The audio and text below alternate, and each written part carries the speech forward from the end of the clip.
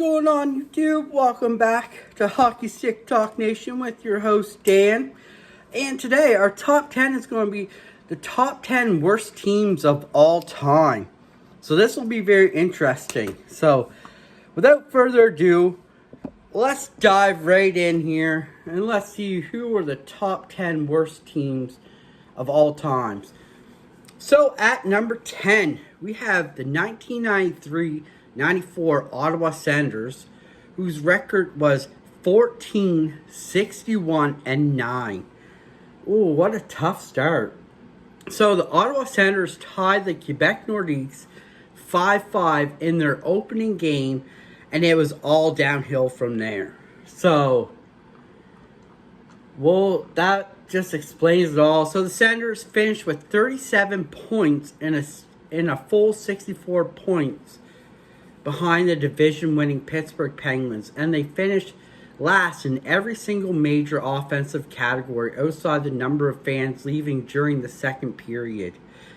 But fear not, the future looked bright for the helpless Senators because they had a future stars of Alexei Yashin and Alexander Daigle.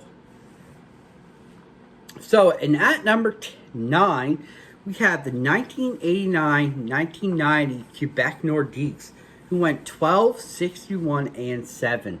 So, the 1989-90 Nordiques season got off to a good start with the franchise selecting Matt Sundin with the first overall pick. Not only that, but they also signed the recently unretired Guy Lafleur from the New York Rangers to build some fan interest. Unfortunately for them, they actually had to play some games after that, while Joe Sakic managed to top 100 points for the club. The problems were many, and the solutions were few. For example, goaltender Ron Tugnutt led the team in wins with 5. Yes, 5 wins. He led the team. Quebec continued to limp along and certainly closed the season in style. It managed to win only one of its last 17 games. So that was a terrible season for the Nordiques. As you can see, Ron Tugnutt was the leading goalie with 5 wins. So at number 8, we have the 1972-1973 New York Islanders, who went 12-60-2. All you need to know about the Islanders is that they were outscored 347-170, earning them 30 points on a year, which was 1/4 of what the Montreal Canadiens finished with that year. In addition to winning only 12 games on the year, the franchise also had to pay $4 million editorial fee to the New York Rangers because of the Rangers are a pain in their ass. So that's great to hear. Fear not, though, Islanders fans, because the next year Islanders would hire Al Arbor and double their point total. They also won 4 straight Stanley Cups in 1979 to 1983. So at number 7, this one pains me a little bit. We have the 1943-1944 New York Rangers, who went 6-39-5. Yeah, it's a little hard to bash any team that played during World War II, considering the solution, but come on, 6 wins? Like, in 1943-44, squad finished with the worst point total in New York Rangers history and finished dead last in the league. Their starting goaltender, Ken McCauley, managed to muster a 6.24 goals against average, but even that Herculean effort wasn't enough to help the Rangers. At number 6, we have the 1980-81 Winnipeg Jets, whose record was 9-57-14. The Jets had just won the final 2 WHA championships in 1978 and 79, but the bigger they are, the harder they fall. Earning the nickname Lose-A-Peg, Jets set a modern sports record by going 30 games without a win and finished 75 points behind the division-winning St. Louis Blues. At number 5, this is a throwback for some of you. We have the 1975-1976 Kansas City Scouts, who went 12, 56, and 12. The future New Jersey Devils were nicknamed the Scouts after a state that overlooked the city of Kansas City. And that's where the goodwill with the town ended in 1975. From December 30th to February 4th, the Scouts failed to win a single game, coming up short in 16 straight. After ending a streak with a victory over the Capitals, the Scouts went winless in their last 27 games. That's an absolute mind-blowing blogging. 135-8 in their last 44 games. That's called being stunningly, embarrassingly terrible at hockey. At number 4, we have the 1919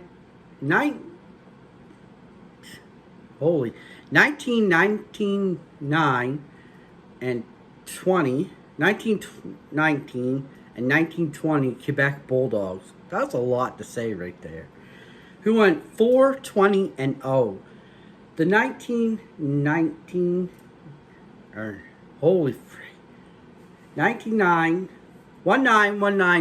there season was the first and last of the NHL for the Quebec Bulldogs before they moved to Hamilton, Ontario the next year. Needless to say, the Bulldogs did not leave many fond memories behind when they left.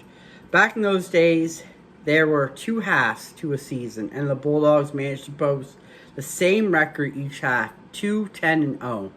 They also set a sports record for punctuality. Despite having Joe Malone, the NHL's scoring leader, they managed to lose to Montreal Canadiens 16-3. Then we had number 3, 1992-93 Ottawa Senators, who went 10-70-4.